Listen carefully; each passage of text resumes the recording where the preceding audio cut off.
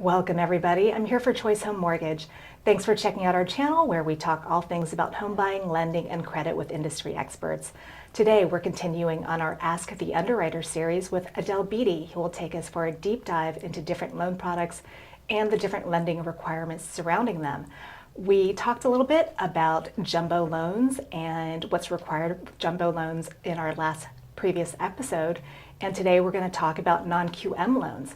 So hello, Adele. Hi, how are you? Very good. Thanks for continuing this series with us. So last time we mentioned jumbo loans, and today we're going to talk about non-QM loans. Favorite subject. Wonderful. I'm excited because you're just such a wealth of knowledge from an underwriter's perspective on these topics. So tell me what a non-QM loan is. Anything that the government won't back, pretty much. Oh my goodness. So who does that mean? People that don't qualify from an income standpoint. Okay. People that don't qualify because they write everything off on taxes. So your typical self-employed borrower. And people with lower credit scores, that would also be in the non-QM field. So pretty much anything that doesn't fall in the realm of Fannie, Freddie, VA, or FHA is going to fall in the realm of non-QM. So when you are looking at a non-QM loan, how does a borrower get put into that category? Do you kind of start off knowing that they're a non-QM borrower, or is it just that they don't fit into other requirements, or do you kind of look at certain requirements and then you put them into that category? Tell me a little bit about that process, if you will, please. Yes, absolutely. So really when I'm looking at qualifying a borrower, I'm always going to start with the basic stuff. Sometimes a borrower will tell me up front, look, I've already been denied 3 places. Okay, that's fine. Just let me take a look. Let me take a last look, especially being a self-employed borrower. If you've got corporate returns, personal returns, let me look at the returns. Let me make sure you don't qualify for a government-backed loan because that's definitely going to be the better interest rates. Once I've taken a look at that, my next question is always, do you have cash flow? If you have cash flow, we can look at a bank statement loan. But they have to have cash moving in and out of account for there to be a bank statement loan there. And then my third question is this an investment property? So investment property versus a primary residence are going to be 2 different qualifications, 2 different investors, 2 different risk assessments. So I'm always trying to see what income there is I can use first, whether that's from the bank statement side, also asset-based lending. So if they've got a lot of assets that maybe they just don't want to touch, that there's more than enough to cover the mortgage, I can do an asset-based loan. If it's an investment property, for example, I can qualify them based on the rental contract or even just a no ratio loan. So investors who will just do an investment property based on no rental ratio, and they just get an appraisal for a market rent survey. So they like those loans. So there can even be straight up no income loans. Oh my goodness. Yes. So I know that, we have a history of stated income loans in the past. I'm not talking about stated income. I'm talking about no income. So how does somebody qualify? Well, that's a longer, more drawn out process, but the rates are higher, similar to hard money, but much better rates than hard money. So hard money, you're going to be like 8 to 12%. On our no income loans, you're anywhere from, I would say, 4.5% to 6%. So that's kind of where we're at. So we've got a lot of good products. I always want to start though with where can I fit them in with the biggest box, and then I make that box smaller and smaller and smaller and smaller and smaller until I'm at the last option. But anything that's not backed by the government is going to be in that non-QM bracket. Okay. I have so many questions I want to ask that you just talked about, and I'll hopefully remember to circle back to them. But so anything that's non-government backed, and following from that, what do you generally look at in terms of requirements for non-QM loans? So similar to what I just mentioned as far as the income docs, I'm always going to start with that just because I want to make sure that I've got income to use. And then next, the assets, that's going to be a key factor in this. So your assets, depending on your credit score, the lower the credit score, again, the more assets you have to have. So for a primary residence on a non-QM loan, the absolute bare minimum credit score is going to be 640. Okay. And then for an investment property, it's typically going to be closer to 680. So that's really interesting that an investment property can be considered for a non-QM loan. Does it really depend on the amount that the loan is asked for in terms of the money that's needed, or generally, can you talk a little bit more about that, how that kind of works? Good question. Loan to value does matter, actually. So loan to value on most investment property loans with no income, for example, or even on a bank statement, really, if it's a purchase or rate and term, bare minimum 15% with a 5% second. I see. So you're still looking at a 20% down is going to be the ideal category to be in. For a Okay. cash out loan, 75% is the max LTV you can go up to, which is very generous. Most investors don't want to touch anything over 70. So being able to have the ability to go up to 75 really helps to open our doors. That's even higher than government-backed loans, which cap at 70. And really quick, loan to value is LTV, and what is loan to value, if you could define that for people who are just tuning in? Yes, so loan to value is the amount that your home is worth and the loan amount attached to it. I see. So you have to have a certain percent of equity to loan ratio. So if you've got, for example, $1 million home, 75% loan to value means I can't go over $750,000 loan amount all, at the end of the day, cash out, anything. So 750 is the cap. If you owe, for example, 700, that means you can take about 50,000 roughly out before accounting for closing costs. Great, thanks for explaining that. So we've got credit, we've got income, we've got assets, and I know you mentioned docs. So what kind of docs, other than, especially if somebody has no income, like what kind of docs would be required? In that case, I would need your most recent mortgage statement, your homeowner's insurance, and just proof of identity, and then for all properties owned, and that's pretty much it. Great. So a lot of the same general requirements as jumbo, but just slightly different in terms of how you would break it down or scale it.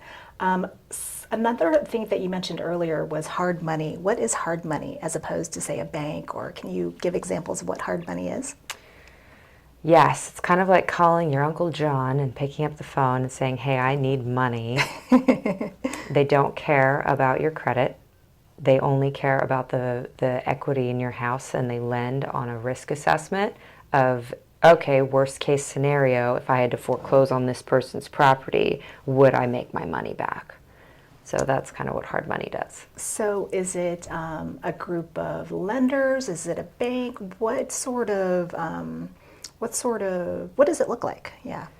It is private. Oh, pretty okay. much across the board. Now, there are larger investment groups, definitely, Okay. but you're not going to show up to Chase Bank and get a hard money loan. Okay, so they're usually people who are going to be working outside of traditional banks. Absolutely, yes. Okay. It's primarily private. And would the interest rates be higher with hard money? 8 to 12%. Oh my goodness, that's a lot. Yes. So they make their money an interest, and they place essentially a bet on whether that person's going to pay them back. And they do very safe bets in terms of, okay, if this person doesn't pay me back, I'm just, that's why they charge so much more in interest. And when it comes to paying back hard money, is it a similar term as you'd find in a mortgage, or is it usually a lot shorter? Or can you tell me a little bit more about that if you've got that information available? It's usually a shorter term note, which is the disadvantage of a hard money. Mm-hmm. So it's usually 12 to 24 months. A lot of people will do it for short term investments or bridge loans. It's a good avenue when you need money quick, but it's definitely not a long term solution. So our no income doc loans, for example, though, are 30-year fixed. And I do want to get back to that just because I want to go over a couple of other requirements. The reason that we care and we have better rates is we have more requirements. So there are a couple of additional items that need to be discussed, primarily your mortgage history. Okay. So you have to have a 12-month mortgage rating, meaning you've made 12 on-time payments. There can be no missed mortgage payments in the last 12 months. So that's the number one factor. The second thing is you've got to have a credit history, not just a credit score, but a 24-month trade line. So that's often where occasionally I'll have borrowers who get hung up, is they may have a decent credit score, but they have almost no credit history. So I've had that happen a couple of times. And then third, assets. I know I mentioned that earlier, but that one's really important just because there's a couple of ways to structure assets. Okay. So if, for example, somebody doesn't have the cash in the bank, but they've got the equity in the home, we can leverage the equity for assets for these types of loans with one of our investors. And that means that, for example, they have 60% loan to value. They may want to do a rate and term, but they may not have the assets in the bank. Okay, no problem. We're going to take $50,000 out. You're going to be at about 63% LTV. But with the $50,000 cash out, which you can pay back down to your principal as soon as we close if you want to, or take it to do home renovations, $50,000 cash in hand is used to satisfy the asset requirement. Wow. I just love how you spitball all that out. Yeah. So I'm always looking for how can I make this work? How can we structure this? And how can we help this person? And when it comes to helping people, like how can people who are interested make the process easier for you as an underwriter? What are some tips that you can share that would help make a very good partnership in order to secure a non-QM loan?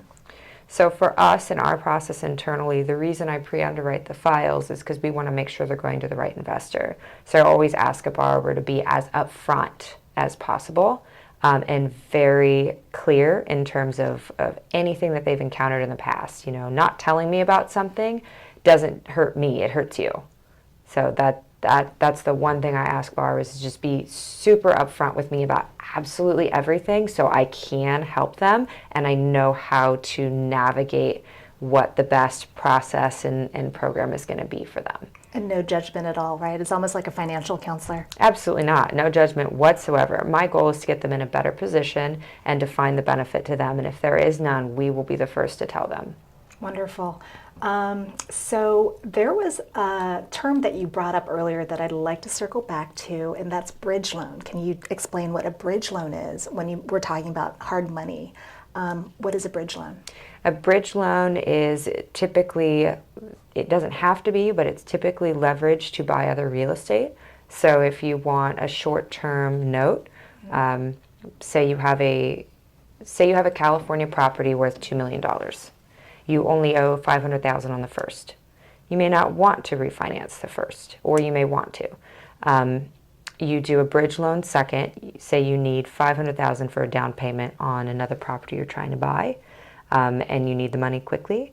You can leverage the property you own and the equity it has for 12 to 24 months, depending on who the lender is and the bridge loan you're doing. And then now you have the assets for putting on a down payment on the new property.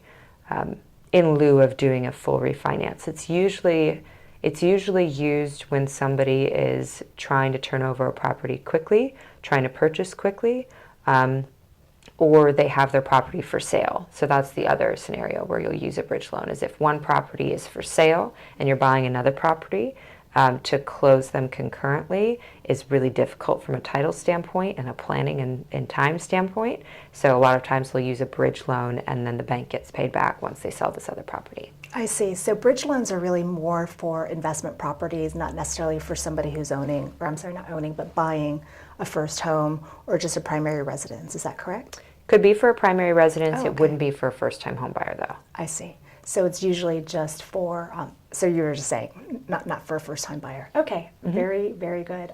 Understood. Anything else that you'd like to share about non-QM loans? I mean, it's my favorite type of loan to do, to be honest, because there are typically borrowers who've been turned down a lot of times, and the last thing they want is to be told no again. And I like telling them yes. Oh, so wonderful. It's a very rewarding situation to work with a borrower who, you're really helping them accomplish their goals. They're frustrated with the process. They can't get a QM loan. So being able to get them to their goals and to be able to actually do it in 30 to 45 days when most people take 90 to 120, that's a really rewarding process to be able to help somebody with. I imagine that taking a loan from 30 to 45, when it's usually about like 4 months can just be a huge time savings as well as huge relief for people who've been turned down, who've been through the process, and it could be heart-wrenching and just, very disappointing to get your hopes up and to be locked into something only to be turned down. And I'm sure you hear lots of those types of scenarios, and it's fun to hear that you love this type of loan because most people want to talk about VA, FHA, jumbo, so that sounds like it's really a niche of yours. Yes, I would say we're pretty well versed in all of those products. I love my veterans. My dad's veteran, so but being able to really help borrowers in this way is definitely rewarding. Great, great. Well, that's wonderful that you're sharing all this information, and love that you're passionate, especially about non-QM loans. And that about wraps our topic on not jumbo loans, but non-QM loans, unless there's anything else you'd like to share. I'm sure I could go on for days. You can. Is there anything I didn't ask you? Please share. No, I think this is a good overview. Definitely would love to hear people's comments, and any particular questions that they might have in the future. Maybe we could touch on it. Well, we certainly want to hear people's comments and questions about non-QM loans. But thank you so much for sharing your passion about this topic. And if you found this video helpful, please like and subscribe to our channel or leave any questions or comments down below. We will be sharing weekly content to help you along the process of purchasing or refinancing your home. We're here to help you make the right choice. Thanks for watching, and see you again next time. Thank you so much, Adele. Thank you.